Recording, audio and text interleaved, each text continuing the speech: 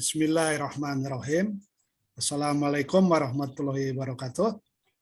Waalaikumsalam warahmatullahi wabarakatuh. Pada video edisi kali ini, Saudari Widya Septiani ya, Iya, Pak. siswa Teknik Elektro semester 4 ya, akan memaparkan tentang eksploitasi, imajinasi, dan intuisi dalam kewirausahaan ya. Ini ternyata dalam kewirausahaan itu ada imajinasi, ada intuisi ya. Jadi harus dikembangkan sedemikian rupa sehingga muncul ide-ide yang bagus dan segar begitu ya Widya ya. Iya, Apa kabar Widya, sehat? Alhamdulillah Pak, baik. Baik ya. Jadi silakan dimulai pemaparannya. Baik, terima kasih Pak atas waktu dan kesempatannya. Assalamualaikum warahmatullahi wabarakatuh. Waalaikumsalam warahmatullahi wabarakatuh. Hari ini kita akan membahas tentang eksploitasi, imajinasi, dan intuisi dalam kewirausahaan oleh saya sendiri, Widya Septiani, dan Bapak Atep Afia Hidayat. Pengertian.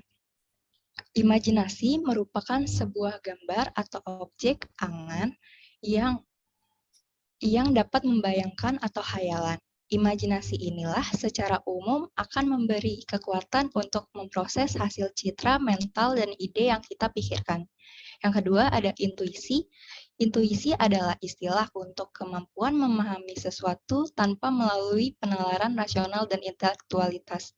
Intuisi juga merupakan bentuk perkiraan yang samar-samar, sering setengah disadari, tanpa diiringi proses berpikir yang cermat sebelumnya, namun kemudian dapat menuntun pada satu keyakinan, yaitu secara tiba-tiba dan pasti memunculkan satu keyakinan yang tepat. Ya, Saudari Widya, Ya, memang imajinasi itu penting ya dalam kehidupan, dalam berbagai aspek ya, termasuk di dalam berbisnis atau wirausaha ya. Jadi di sini imajinasi itu merupakan objek angan. Nah, kita punya angan-angan membayangkan sesuatu ya, menghayal ya. Artinya menghayal yang produktif ya, yang positif, yang progresif gitu ya, bukan menghayal yang lain-lain ya. Harus dibedakan ya antara hayalan yang positif dan yang negatif, yang produktif dan yang tidak produktif ya, dan progresif ya. Hayalannya hayalan tingkat tinggi gitu. Jadi hayalan yang bisa menghasilkan perubahan yang besar. Nah, inilah imajinasi ya. Ini akan memberikan kekuatan ya. Jadi akan memperkokoh citra mental. Jadi akan ada semacam kristalisasi di dalam pikiran ya. Idenya semakin terstruktur, semakin mengkristal sehingga menjadi lebih mudah untuk dilaksanakan atau dieksekusi ya. Selain itu sudah Anda paparkan Widya, adanya intuisi. Di sini adalah kemampuan memahami sesuatu tanpa melalui penalaran rasional dan intelektualitas. Nah, di sini pentingnya ya. Jadi tidak rasional dan tidak termasuk proses intelektual juga ya. Jadi intuisi itu memahami secara tiba-tiba ya. Kemudian samar-samar ya. Setengah sadar. Kemudian tanpa proses berpikir yang cermat ya. Berpikir yang logis sebelumnya ya. Ini menuntun pada adanya suatu keyakinan, tiba-tiba muncul satu keyakinan tersebut, ide apa? Karena muncul dari intuisi tersebut ya. Memang intuisi itu penting sekali di dalam kehidupan karena tidak selamanya kehidupan itu rasional ya, kadang-kadang irasional juga. Kadang-kadang sulit ditebak kenapa begini, kenapa begitu gitu ya. Itu karena adanya intuisi yang ada pada seseorang. Jadi setiap orang beda kemampuan untuk intuisinya. Ya, ada yang kuat, ada yang sedang, ada yang lemah. Ya. Silakan dilanjutkan, Widya. kemajuan usaha dipengaruhi oleh mental bawah sadar berupa imajinasi dan intuisi. Proses mental bawah sadar sangat berpengaruh dalam kehidupan sehari-hari. Banyak ide yang dihasilkan atau yang berasal dari proses mental bawah sadar. Seorang ahli ekonomi di Iowa State University mengemukakan suatu uraian dan pemikiran menarik melalui proses bawah sadar berupa imajinasi dan intuisi yang membawa kemajuan usaha. Bagi seorang wirausahawan, Penggunaan imajinasi dan intuisi akan sangat membantu kemajuan usahanya. Dengan adanya pengalaman, ada data, mau berpikir, senang ada tantangan, akan memaksa seseorang meningkatkan daya intuisinya. Ya, Saudari Widya, memang benar ya bahwa intuisi itu akan berkembang, ya, akan bertambah baik kalau ada bahan bakarnya ya. Bahan bakarnya apa nih dalam tanda kutip ya? Bahan bakarnya adalah pengalaman. Ya. Jadi jelas orang yang berpengalaman akan memiliki intuisi yang lebih kuat. Kemudian data ya. Nah data sekarang data di mana-mana ada ya. Big data sekarang kita dapatkan data dengan mudah ya. Bisa diperoleh kapan saja ya. Asal ada fasilitas internet ya. Kemudian mau berpikir, memang berpikir itulah juga ada kaitannya dengan intuisi ya. Ada tantangan ya. Kemudian kita harus menyukai tantangan ya, Saudara Widya. Karena dengan tantangan itu akan muncul semacam tekanan terhadap diri sendiri untuk lebih banyak berpikir di bawah sadar atau mental bawah sadar ya. Jadi orang yang tertekan dalam kapasitas tertentu ya, atau orang yang cekaman dalam kapasitas tertentu, justru akan memicu untuk suatu keberhasilan. Asalkan cekamannya jangan berlebihan ya. Kalau cekamannya berlebihan nanti menimbulkan dampak yang kurang bagus. Bisa saja terjadi stres atau depresi ya. Jadi setiap orang itu perlu tantangan, perlu cekaman ya. Jadi contohnya pada tanaman ya. Dalam pot misalnya. Ini perlu cekaman. Kalau dia dimanja, dikasih air tiap hari, dikasih pupuk terus, dia tidak akan berbuah misalnya ya. Tabulam pot misalnya tanaman buah di dalam pot. Ini kadang-kadang harus dikeringkan, tidak dikasih air dalam periode tertentu ya. Nah, baru dikasih air, dia akan berjuang sendiri untuk menumbuhkan organ generatifnya, artinya akan berbuah ya. Karena cekaman tadi kurangnya air. Tapi kalau cekamannya terlalu banyak, misalnya dibiarkan kering selama seminggu, dia mati. Nah, begitu pula kita ya, kalau cekamannya terlalu besar, tekanannya terlalu besar, maka tidak akan bertahan. Jadi dalam kapasitas tertentu, dalam dosis tertentu, dibutuhkan cekaman, termasuk seorang wirausahawan perlu tekanan, cekaman ya, supaya dia bangkit, supaya dia muncul mental bawah sadarnya, dan supaya muncul intuisi yang hebat. Begitu. Dilanjutkan, Widya. Selanjutnya ada kondisi-kondisi yang mendorong proses bawah sadar menurut Profesor George Whelan. Yang pertama ada sikap berani. Yang kedua ada keraguan. Jika ragu tentang suatu pikiran atau pemecahan masalah dengan cara konvensional, maka rasa bawah sadar akan menciptakan ide pemecahannya. Yang ketiga, bermacam-macam pengalaman. Jika lebih banyak pengalaman yang dimiliki, maka lebih banyak problem yang dihadapi, maka tentunya dapat meningkatkan proses bawah sadar kita sendiri.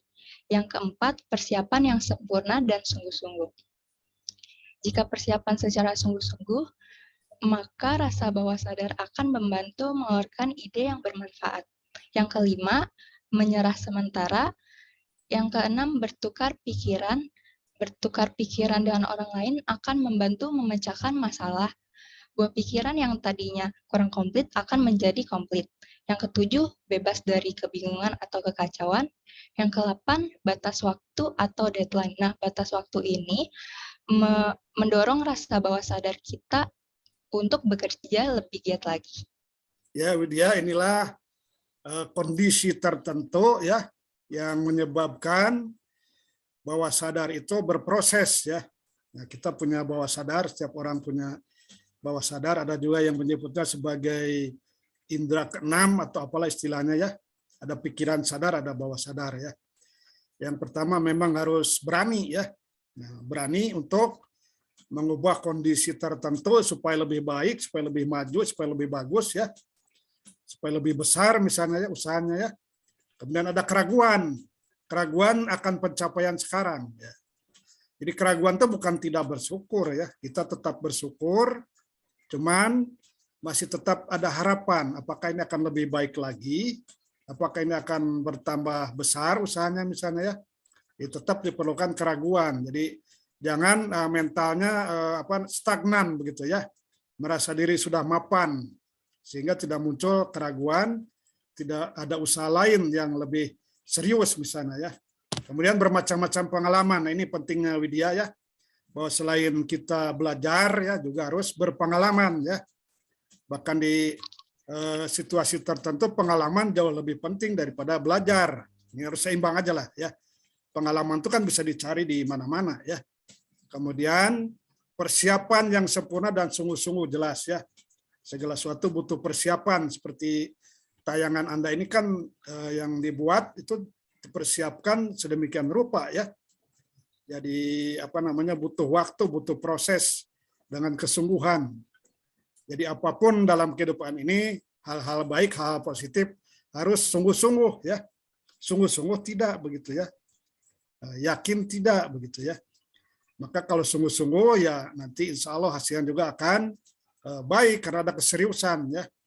Kemudian menyerah sementara maksudnya ya tidak puas ya. Merasa tidak puas itu bukan tidak bersyukur juga, karena kita kan makhluk hidup kan masih punya waktu ya. Masih diberikan kesempatan hidup kan. Jadi kita harus berjuang terus, tidak mungkin berhenti. Nah ini artinya ada istilah menyerah sementara itu ya, bagaimana nih ke depannya begitu ya.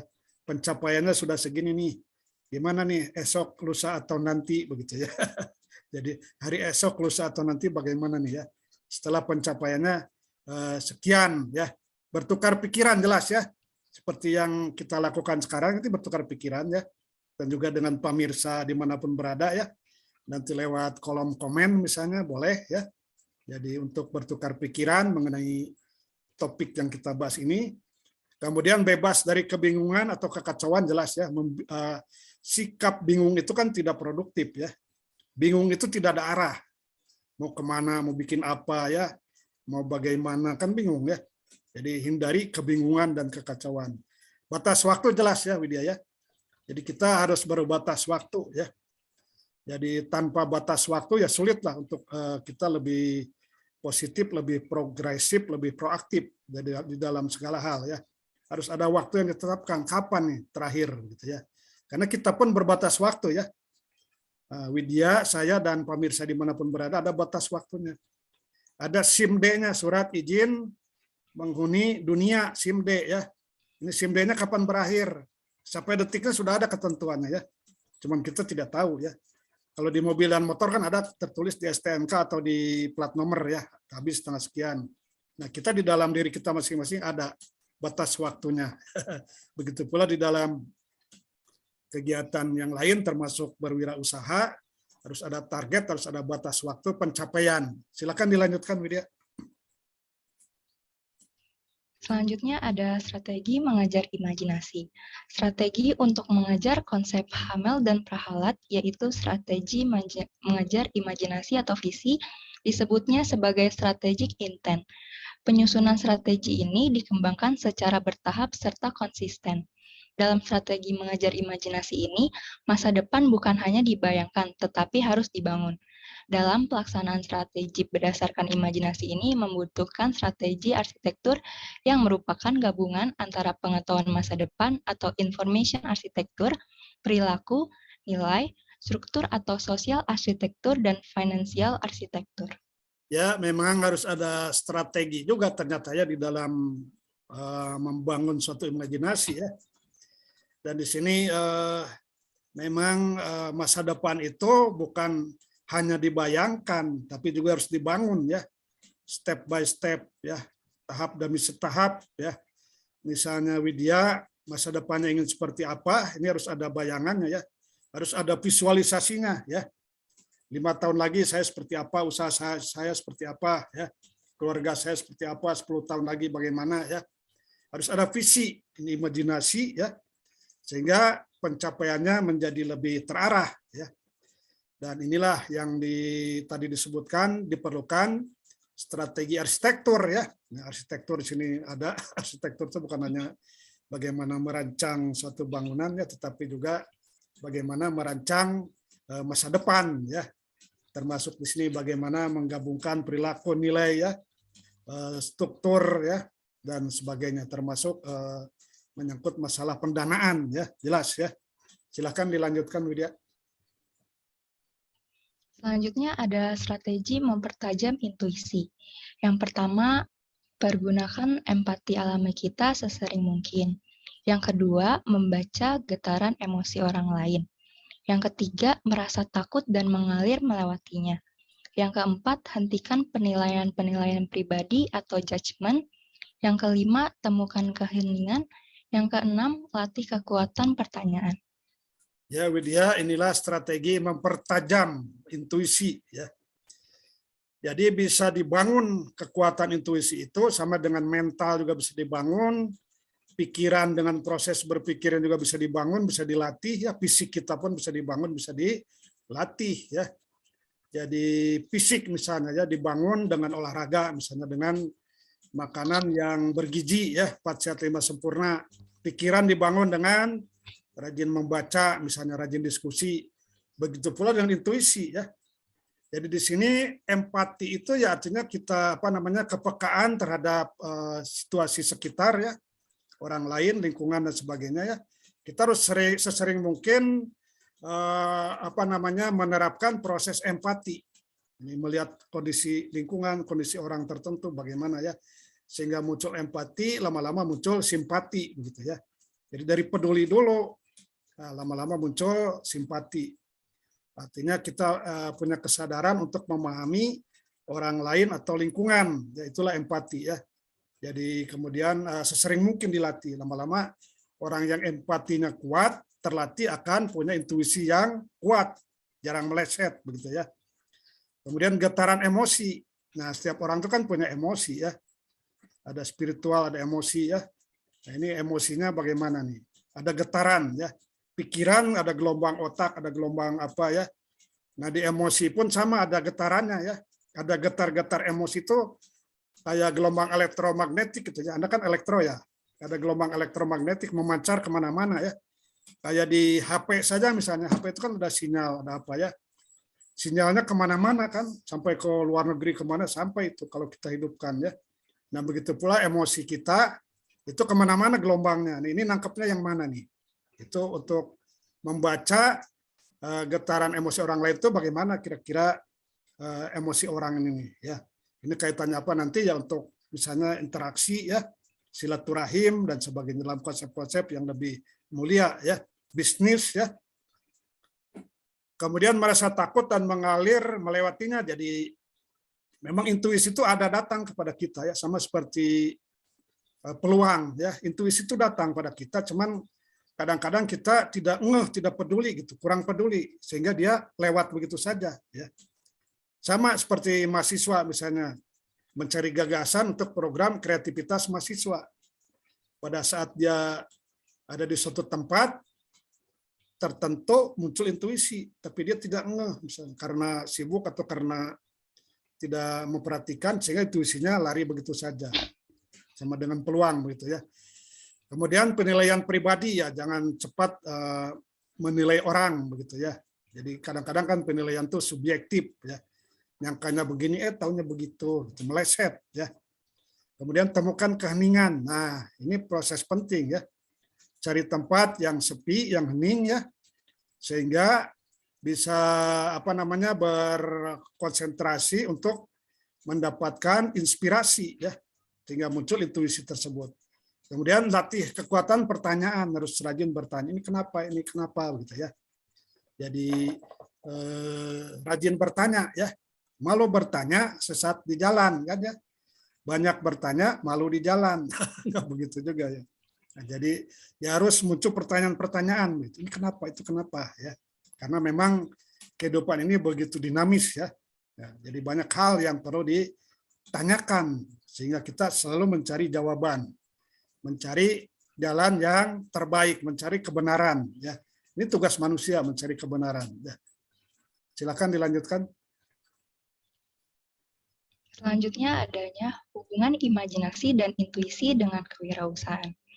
Ada 4. Yang pertama, mengembangkan daya visi. Untuk membayangkan apa yang akan terjadi dan akan dihadapi di masa yang akan datang. Yang kedua, mengembangkan kemampuan untuk mewujudkan kebutuhan konsumen ke dalam bentuk barang atau jasa yang diinginkan. Yang ketiga, mengembangkan daya intuisi untuk mengambil keputusan saat diperlukan, tetapi dengan tidak mengabaikan pertimbangan-pertimbangan lain. Yang keempat, mengembangkan daya berpikir lateral untuk mengelola informasi yang terbatas sehingga menghasilkan sejumlah gagasan baru.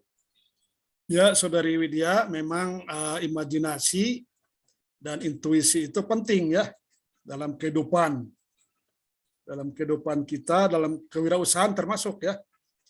Jadi mengembangkan daya visi memang kita harus bisa membayangkan apa yang terjadi di masa yang akan datang ya. Memang visioner ya. Nah, kita misalnya Muslim kan visioner ya. Bagaimana kehidupan di akhirat. Nah, kan sudah ada gambarannya seperti apa ya. Diberikan berita di dalam Al-Qur'an ya.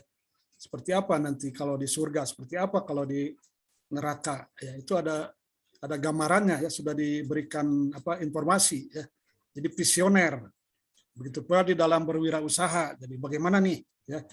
Kedepannya bagaimana nih usaha yang akan dirintis ya? Peluangnya bagaimana? Persaingannya bagaimana ya? Jadi dibayangkan sedemikian rupa, tapi membayangkannya secara positif, progresif dan proaktif ya. Jangan membayangkan hal-hal yang gimana nih rugi, gimana nih. Jadi pikiran negatifnya dienyahkan dulu begitu ya. Jadi berpikir positif, progresif dan proaktif begitu ya. Kemudian mengembangkan kemampuan jelas ya. Jadi di wirausaha itu kan bagaimana mewujudkan kebutuhan konsumen ya, baik barang atau jasa ya. Jadi di sini tentu saja perlu imajinasi, perlu intuisi ya. Apa yang dibutuhkan oleh konsumen, baik melalui riset pasar dan sebagainya. Selain itu juga diperlukan intuisi ya. Konsumen ini arahnya kemana nih dalam dekade mendatang misalnya atau dalam setahun mendatang. Kemudian daya intuisi bisa dikembangkan ya. Ini kemudian di sini keputusan. Jadi keputusan itu pun ya diperlukan juga kadang-kadang keputusan itu berdasarkan intuisi ya, selain juga berdasarkan data dan fakta ya. Kemudian daya berpikir lateral. Nah, di sini memang ada kalanya informasi terbatas ya. Walaupun sebenarnya sekarang sumber informasi berlimpah, tapi di hal-hal tertentu terbatas dan ini ditantang untuk menghasilkan gagasan baru yang lebih banyak ya. Begitu Widya ya. Silakan dilanjutkan. Selanjutnya itu jalan menuju wirausaha yang sukses. Yang pertama ada pintar komunikasi. Komunikasi yang baik, perilaku jujur, konsisten dalam pembicaraan akan sangat membantu seseorang dalam mengembangkan karir masa depannya. Yang kedua ada dorongan ambisi. Dorongan ambisi kepada diri sendiri agar bisa bekerja keras dan konsisten dalam berusaha sehingga gigih menghadapi pekerjaan dan tantangan untuk mencapai keberhasilan. Yang ketiga, pendidikan. Pendidikan bisa didapatkan di mana saja seperti kuliah atau lewat membaca, penalaran di kantor, kursus, dan lainnya. Yang keempat, membuat keputusan. Seorang pembisnis harus memiliki sifat kepemimpinan yang bagus sehingga dalam memilih keputusan agar tidak salah. Yang kelima, keyakinan diri. Diperlukan keyakinan diri dalam berwirausaha sehingga dapat diimplementasikan dalam tindakan sehari-hari. Yang keenam, ada penampilan yang baik. Seorang yang berpenampilan baik, maka akan dipandang bagus oleh klien serta pribadi yang baik dan jujur akan disenangi banyak orang. Yang ketujuh, mencapai tujuan dengan menggunakan orang lain. Seorang pengusaha harus memperbanyak teman dengan orang-orang agar bisa memajukan bisnis sehingga menjadi sukses. Ya, memang jalan menuju wirausaha yang sukses ya, menurut pengalaman beberapa wirausahawan yang berhasil, ya rata-rata mereka pintar berkomunikasi ya, pintar menjalin silaturahim ya. Jadi ada konsep yang lebih hebat dari komunikasi yaitu silaturahim. Kan jadi luar biasa kalau silaturahim itu ya. Jadi menyangkut bagaimana hubungan relasi orang dengan orang lain dengan dasar supaya saling memperbaiki diri ya. Nah, jadi tidak ada yang merugikan. Ya. Tidak ada bisnis yang dijalankan kalau dengan konsep silaturahim yang merugikan pihak tertentu. Seperti investasi bodong sekarang kan yang lagi heboh itu kan Widya ya. Anda kan mengikuti perkembangannya ya. Jadi satu orang menimba hasil yang begitu luar biasa sampai pamer-pamer di medsos, nah yang lain kehilangan aset yang banyak sekali. Nah ini kan artinya tidak mengacu kepada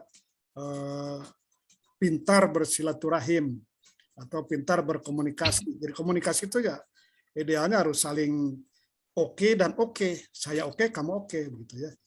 Saya oke, kamu tidak oke, nggak bisa ya. Atau saya tidak oke, kamu oke. Itu bukan komunikasi yang baik ya. Dorongan ambisi, jelas setiap wirausahawan itu harus punya ambisi, keinginan, hasrat yang menggebu-gebu begitu ya. Keinginan untuk mencapai keberhasilan ya. Jadi tidak bisa hanya mengandalkan apa adanya ya. Bagaimana besok saja, bagaimana bagaikan air mengalir gitu. Nggak bisa ya. Harus ada ambisi, tapi tidak ambisius ya. Ambisius ya artinya ambisius yang positif lah. Kalau ambisius pun ya kurang baik ya, terlalu bernafsu, terlalu menggebu-gebu itu kan juga kadang-kadang capek begitu ya. Sehingga akhirnya usahanya tidak berhasil ya, berantakan. Banyak sekali investor yang terlalu heboh, terlalu bernafsu sehingga ya investasinya gagal total karena kurang rasional, kurang juga menggunakan intuisi ya. Pendidikan ya jelas penting lah ya. Pendidikan bisa didapat secara formal, secara non formal ya. Bisa melalui perguruan tinggi ya, sekolah dan sebagainya, atau non formal bisa kursus ya, pelatihan, atau sekarang ada media yang namanya YouTube ya. Orang bisa belajar apapun di YouTube ya. Termasuk produk kita hari ini akan disiarkan di YouTube kan nanti bisa bermanfaat bagi orang banyak ya. Dan mudah-mudahan jadi pahala bagi kita ya, benar ya? Iya ya. Ya. Kemudian membuat keputusan jelas ya. Seseorang terus berani membuat keputusan ya, mengeksekusi keputusan sehingga mendapat solusi untuk penyelesaian suatu masalah ya. Keyakinan diri jelas penting, harus dibangun ya. Jangan tidak yakin terhadap diri sendiri, itu tidak bersyukur ya. Apapun yang ada pada diri kita syukurilah. Yakinkan bahwa kita itu punya misi kehidupan yang besar ya. Kita ditugaskan oleh Sang Pencipta alam semesta Allah Subhanahu wa taala untuk menjalani kehidupan, itu modal keyakinan ya. Tidak bisa asal jalan, asal hidup, asal ngap begitu ya. Tapi harus menghasilkan sesuatu, harus produktif, harus bermanfaat bagi sebanyak-banyaknya orang, begitu kan Widya ya. Kemudian penampilan yang baik jelas lah ya. Nah, jadi ada tuntunannya bagaimana kita berinteraksi dengan orang lain dengan penampilan yang baik, dengan menarik begitu kan. Jadi artinya supaya sama-sama senang begitu ya. Tidak ada yang mencibir penampilan kita ya. Tapi kadang-kadang ada juga pengusaha sukses yang tidak memperhatikan penampilan ya. Dia merasa sukses ya, buat apalah penampilan gitu. Karena toh dia sudah punya aset sekian banyak. Nah, ini tidak begitu juga ya. Kemudian mencapai tujuan artinya dengan bermitra bersama orang lain begitu ya.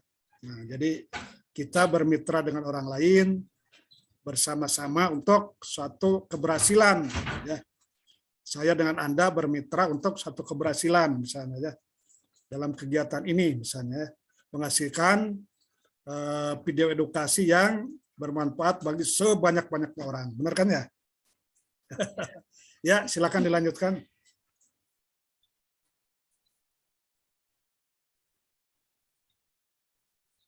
Selanjutnya ada karakteristik wirausaha yang sukses. Yang pertama, memiliki komitmen tinggi terhadap tugasnya. Yang kedua, mau bertanggung jawab. Yang ketiga, mempertahankan internal locus of control. Yang keempat, peluang untuk mencapai obsesi. Yang kelima, toleransi menghadapi kebimbangan dan ketidakpastian. Yang keenam, yakin pada diri sendiri. Yang ketujuh, kreatif dan fleksibel. Yang ke-8, ingin memperoleh balikan segera. Yang ke-9, energik tinggi. Yang ke-10, motivasi untuk lebih unggul. Yang ke-11, berorientasi ke masa depan. Yang ke-12, mau belajar dari kegagalan. Ya, ini karakteristik penting yang harus diadopsi ya, yang harus diinternalisasikan, harus ada dalam diri setiap wirausaha yang sukses atau siapapun ya. Komitmen itu jelas ya penting ya. Kita berkomitmen terhadap kesepakatan, terhadap tugas ya. Tanggung jawab jelas ya. tiap orang itu harus bertanggung jawab terhadap tugasnya, terhadap kehidupannya ya. Semua orang dituntut tanggung jawabnya nanti ya. Kemudian dan lain-lain di sini yang cukup penting antara lain berorientasi kepada masa depan ya. Jadi bagaimana punya visi dan misi buat ke depan, visioner ya. Hidup kita hari ini tuh buat masa depan yang lebih baik, begitu kan ya. Nah, ini visioner. Kemudian mau belajar dari kegagalan.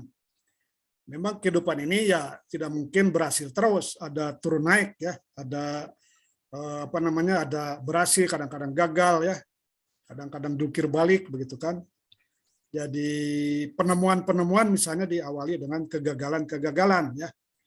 Ada pemilik restoran internasional di bidang ayam goreng misalnya ya. Itu kan dia setelah menawarkan ke sekian ribu kalau tidak salah pemilik modal ya.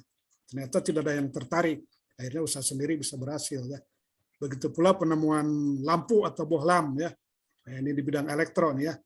Jadi setelah percobaan sekian ribu kali baru berhasil. Jadi kegagalan itu bukan kegagalan penuh, tapi kita dari kegagalan itu ada hikmah, harus belajar begitu ya. Ada orang yang gagal dalam satu hal, dia tidak mau lagi. Ya. Nah, ini yang bahaya ya, tidak mau mencoba lagi. Padahal belum tentu untuk yang berikutnya kan jungkir balik, turun naik itu kan biasa ya di dalam kehidupannya. Yang penting mentalnya harus kuat ya, intuisinya juga harus kuat ya, pikirannya juga harus kuat, terbuka ya, bahwa kesempatan itu pasti ada. Silakan dilanjutkan Widya.